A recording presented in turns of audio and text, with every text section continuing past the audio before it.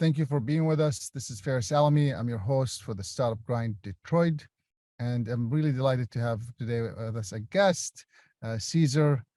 Cesar, it's really a pleasure to have you with us today with Startup Detroit. Thank you. Nice to be here. Yeah, it's speaking of grind, as you know, Startup Grind Detroit has all Mhm. kinds of things and ideas. And I would love for just our, viewers today to hear a little bit more about Caesar. So let's just start with who is Caesar and what do you do? Well, this Caesar. Yeah. So yes, thank you very much. I'm based in here in foggy San Francisco, just the way it is here in the summer. And so I am the founder of Resonate, and which something I started. So gosh, I think it's been close to like 10 years now.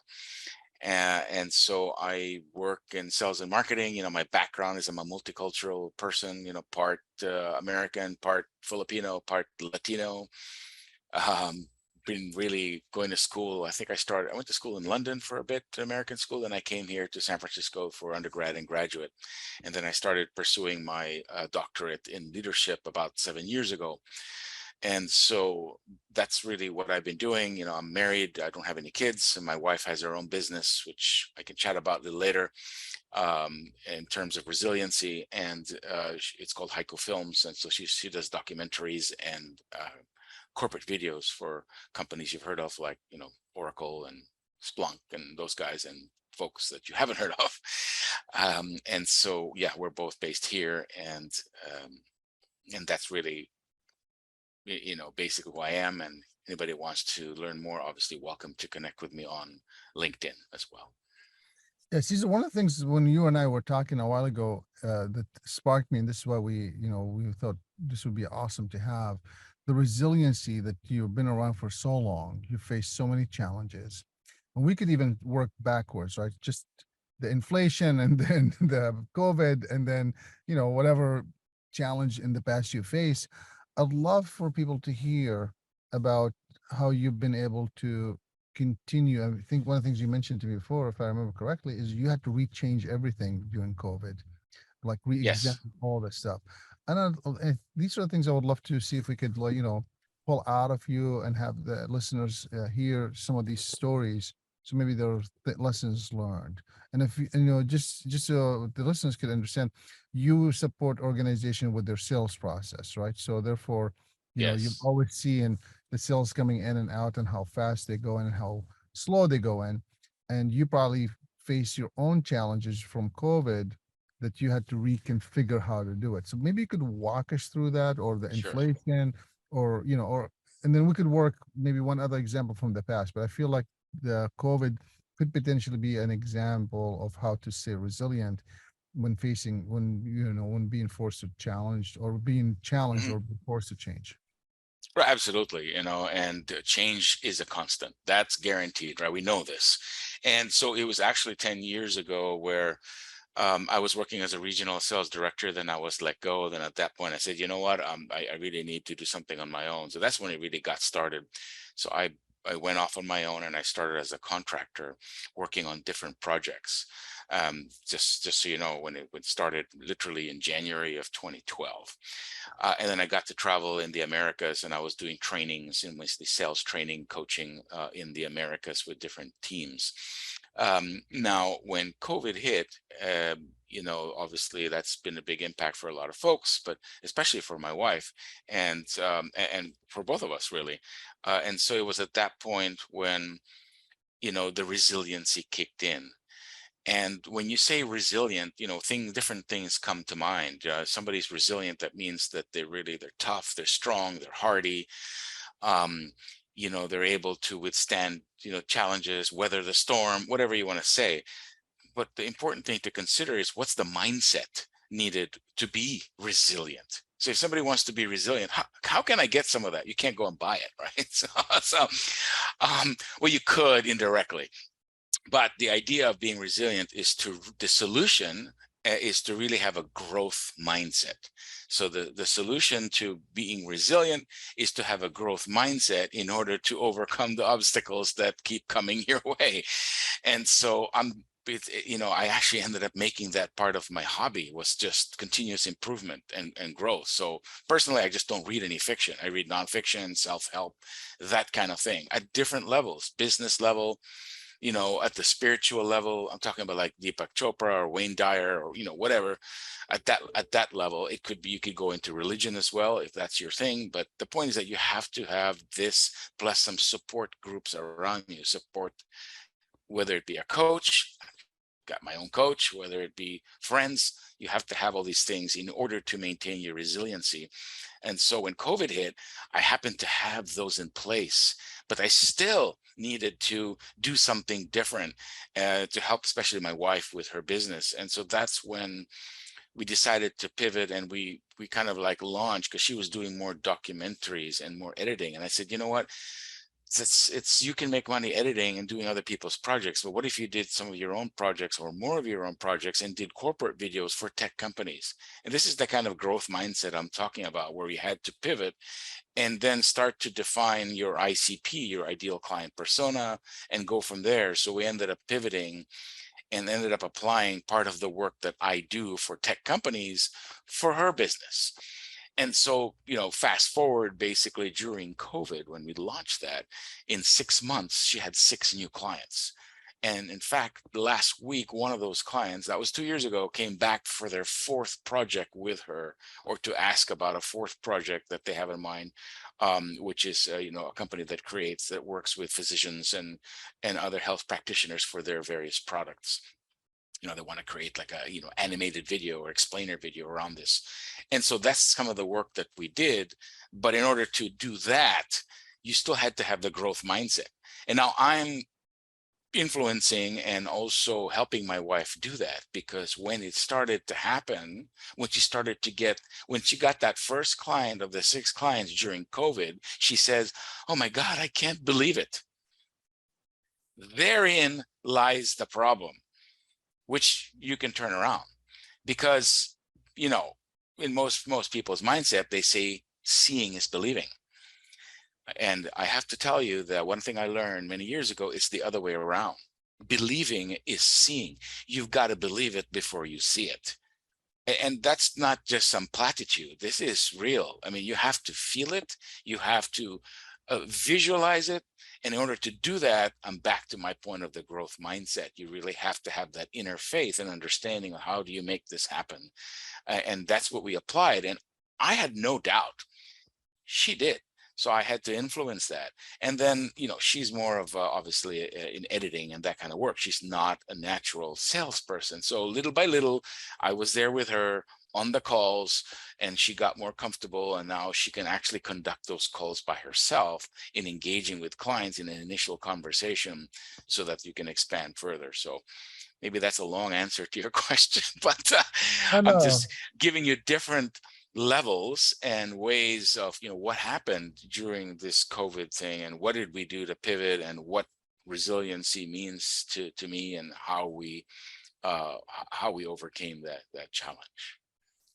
I love that. I mean, honestly, Cesar, as you know, I have a program called the Resilient Entrepreneur Program, which basically walks through those steps. And you described, from my perspective, the perfect storm of something's changing, look around and see what you have, so you could leverage it, so you could offer something, and you could pilot an our product or a service. And that's exactly what you did. You might not have thought of it that way, but that's exactly the process that you went through, saying, you Yes. got this. Can you do something else with it? Then can you pilot it? And then can we start offering it? And or can we offer something different, and then we can pilot it that. That's brilliant. Now walk me through. I mean, you've been doing this for exactly 10 years. This year. So you've had your ups and downs. Would you mind sharing with us like some of the grinds that you feel that no matter how small or how big you become, you feel like you've hit grinding, and how you dealt with it? Right. No, no, for sure. And sooner or later, I think one has to realize and understand your strengths and weaknesses, and more importantly, what you enjoy doing, what you don't enjoy doing. Right. You have to factor both of those in. And so, when you're building pipeline, one of the most important things in sales, and why only half of salespeople really hit their numbers, hit their quotas, is because of the sales pipeline, right? And it's no secret that only half of them hit it, and that a lot of them are doing non-selling activities, right? I think they're only doing like about 35, maybe 40% of the time are they actually selling. The rest is doing other things. Well, those other things are maybe necessary, but they're not fun.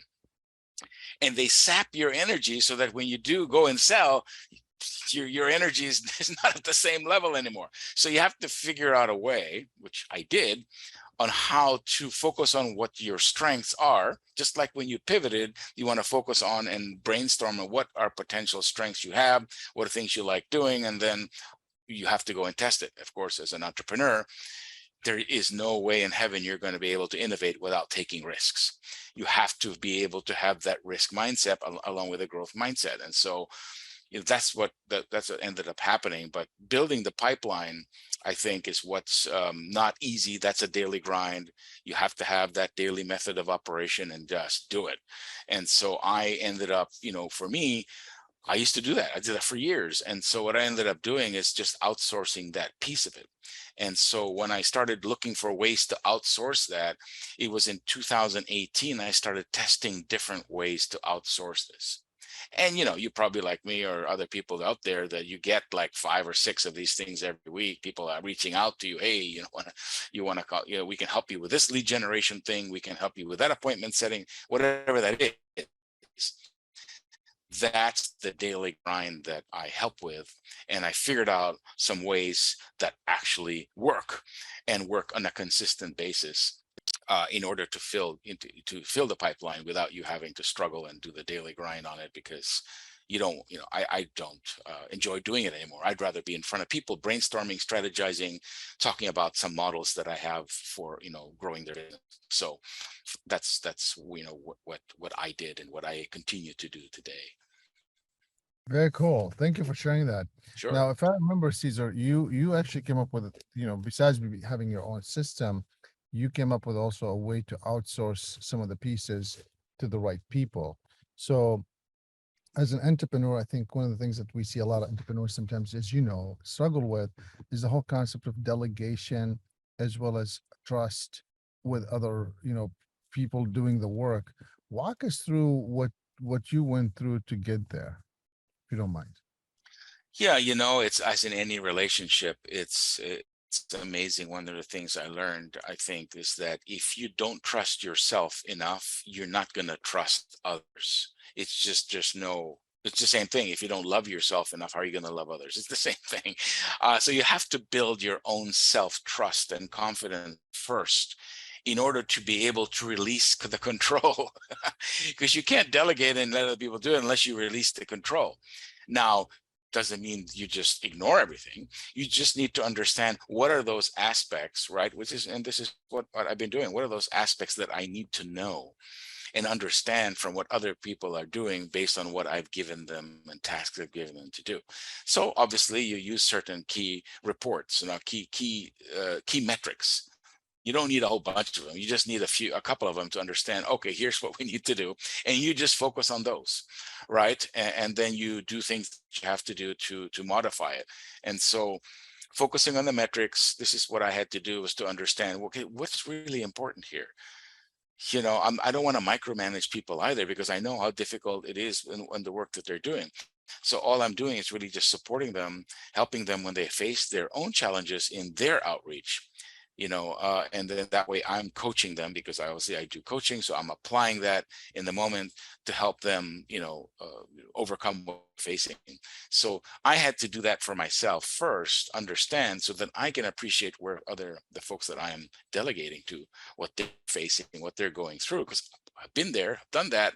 And so now it's just a matter of how can I support the other person to help them succeed, and at the same time get out of the way. So, it's without the micromanaging piece, because then, but again, that starts internally, that starts with you, and then building from there. Lovely. And thank you for that, Cesar. That's very interesting. So go ahead. No, I said it is. And of course, there's more layers to it. I'm obviously trying to simplify it on our call here, but there's more layers to that. There's more conversations you have to have, and conversations with yourself, looking in the mirror, saying, hey, no, I got to let this go. I got to take care of this. This is what I need to focus on. And this is where having your own coach comes in, so that will help you to stay on track.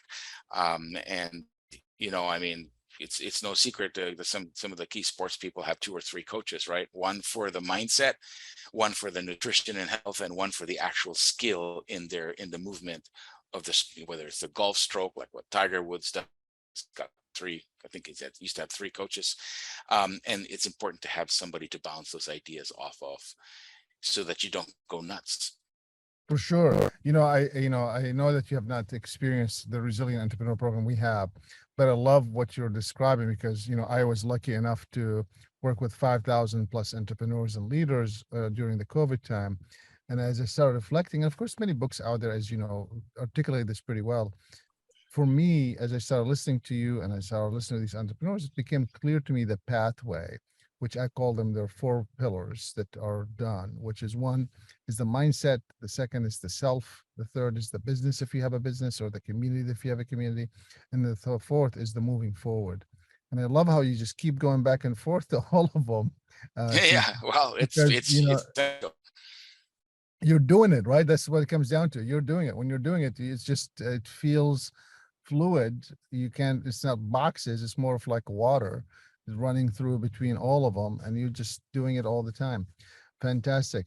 Cesar, one of the things I think people, listening to us today, maybe, obviously having you here in Detroit and you're in San Francisco, from your experience and your perspective, San Francisco, from people maybe in Detroit, be thinking it's an expensive place. It's a very crowded place with startups. It's a very crowded place with. How are you able to raise the sounds or the voices of your company in such a crowded space? Well, yeah, I mean, it is crowded, but at the same time, what does that mean? That means there's opportunity. So again, this is going back to the growth mindset. You can get caught up thinking, oh my God, it's so crowded and I'm never going to be able to penetrate that. I'm never going to do that. Or you can look at it, well, wait a minute, there's also potential for opportunity, right? It's like that old saying where the man, they were manufacturing slippers and he had 2 sons, and one son went to, right, to I think Africa, this is a long time ago. And the one son said, you know what, nobody wears slippers here. Forget it. Don't even think about this market. Their son called and said, send them. Nobody's wearing slippers here. So it's about, what are you looking at? And you got to you have to clean the glasses and the vision here in order to see, all right, well, there's opportunity here. Yes, there's some challenges. It's not pie in the sky stuff. Positive mindset will take you so far, but then you have to actually apply it. And so really looking for the opportunities there, the diamonds in the rough, as it were. And that's what we ended up doing. That's exactly what we did with my wife's business. We were looking and focusing. There's so many, but where's the opportunity? There's a lot of other video production companies out there. There's a lot of, but we positioned it, and we came up with a solution that was and gave it a certain special name and all things to position it such that it had a different cachet, it had a different level of understanding. So with that, you can penetrate your market. And this is some of the work that I do in terms of the brainstorming and understanding and helping people make those realizations to see, okay, what is it that we're doing? What can we do differently? Not better. If you do something better, it's going to get you some just minimal incremental gains. If you do something differently, then you're going to get some exponential gains. And this is what I try to focus on, and this is what we applied. Got it. Thank you for that. I appreciate that. So, what a journey. I want to, clearly we can keep here, Cesar, for days, unfolding, to your point, all the different ideas and concepts that you've shared here. One of the things that people have always also talked about, and I feel like it's an opportunity to ask you here, is this whole concept of born entrepreneur or trained to be an entrepreneur. And I could argue either one, depending what you want to prove to be right or wrong. But with your background, such a with the ethnicities that you have and the different groups of people that you've been exposed to, I'd love to hear just your thoughts from your experience personally. of what do you think helped or or maybe help, or hurt you having the background that you have, being such a diverse background? Well, as far as entrepreneur, yeah, I mean, it's like, gosh, I think that yeah, my family, they had their own business, right? Um, I was actually born in a beauty salon. So, I mean, it's just that was the business, that my family Which had a side of the business. family was that? It was on my mom's side. It was basically in the Philippines. We had a beauty and science, hair and beauty science school, and there was a salon. And long story short, my grandmother ended up winning the presidential medal for empowering women. It's crazy. So the entrepreneur spark was already there, and then I just enjoyed business, and then I just do that, ever since. And then I was always trying to do different things on my own, from buying and selling cars to, whatever it is. It starts somewhere. And there's that spark in there somewhere when you're always trying different stuff and you're failing more than half the time. I mean, meaning losing money. It took me 6 or 7 cars to realize, what? There isn't a whole lot of money in buying and selling used cars. But I really enjoyed them. I enjoyed driving them, and then I would sell them and get something else. But the point is that that's where the spark started, right? And I did this while I was in university here in San Francisco at USF. And so, and then from there, it just expanded, and I would always have an entrepreneur's mindset. So I'm working for another company, but I have an entrepreneurial thinking. So I would propose we should do a business plan.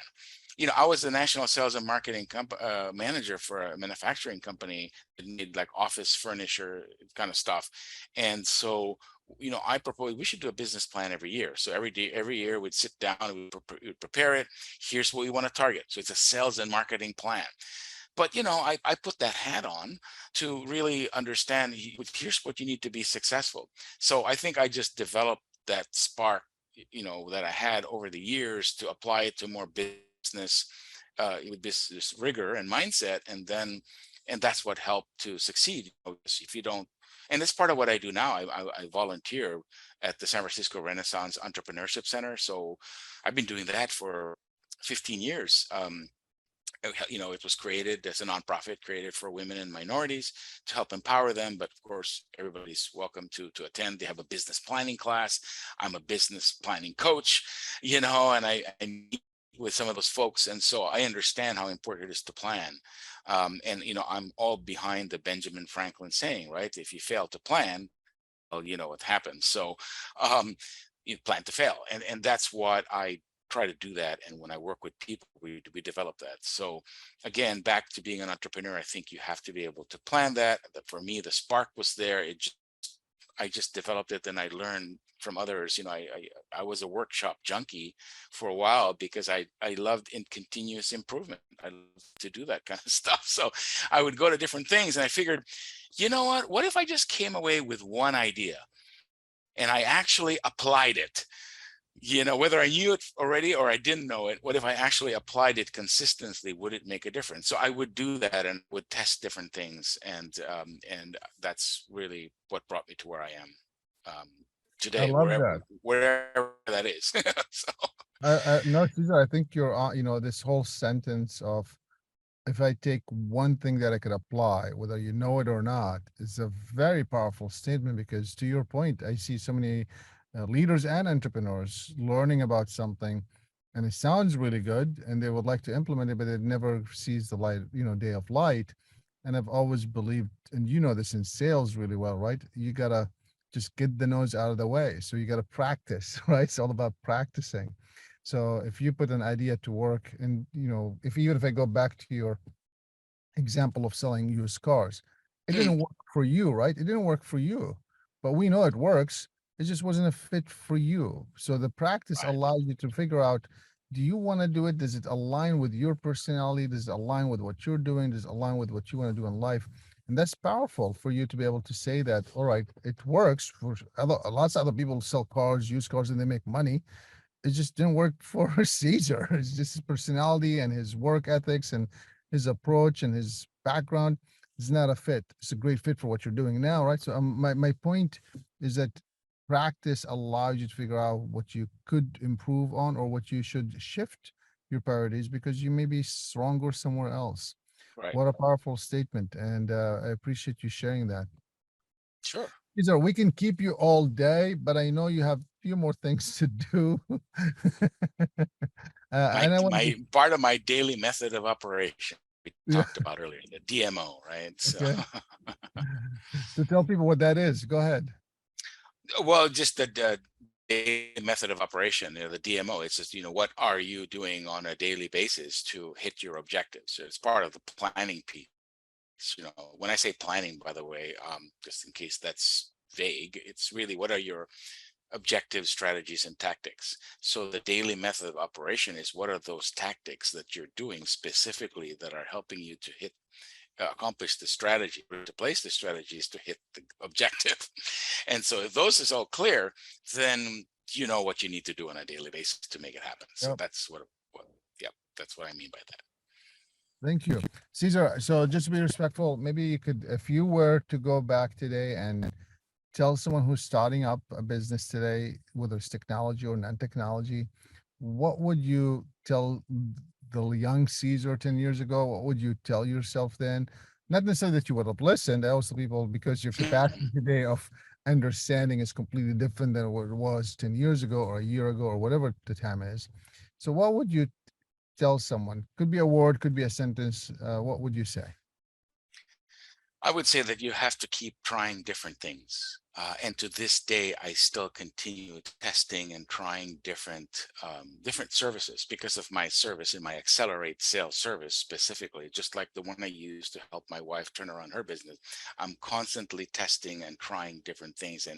And so at the time before, I didn't. I was sort of like afraid to take some chances, or, I was too skeptical or what have you. And now I just said, yeah, really? And people tell me, yeah, we can do this. We can do it. Great. Okay. So I give people a chance to prove themselves, but I actually try it. And so really, I think you have to be constantly testing and trying different things in order to get to the next level. And that's what got me, I think, what I ended up doing and what helped me and helped even my wife's business. So that's one of the things. There's a number of things, obviously, but that's one of the things I wanted to mention, because that comes back to the growth mindset I spoke about at the beginning. You can't be open to testing and trying all different things if you're not have the mindset, or you have the self-awareness, because part of resiliency is having strong self-awareness. And you can't really have the growth mindset if you're not self-aware of what is it that you're focusing on and what is it that you're trying. And so it's a long answer, but the idea is to go back and just like spoke to myself 10 years ago. I said, yep, just keep trying the different things and see what's going to work, apply it, and stick to the ones that do. Obviously, you have to have a plan, but still trying different things. Cesar, thank you so much for being with us on the Startup Grind Detroit. Thank you. It's really been an honor to have you on the show and looking forward to continuing our conversation. For our listeners, thank you for tuning in. Till the next time, this is Ferris Alamy. This is Startup Grind Detroit. Thanks for being with us. Thank you, Cesar. Thank you very much. That was fun.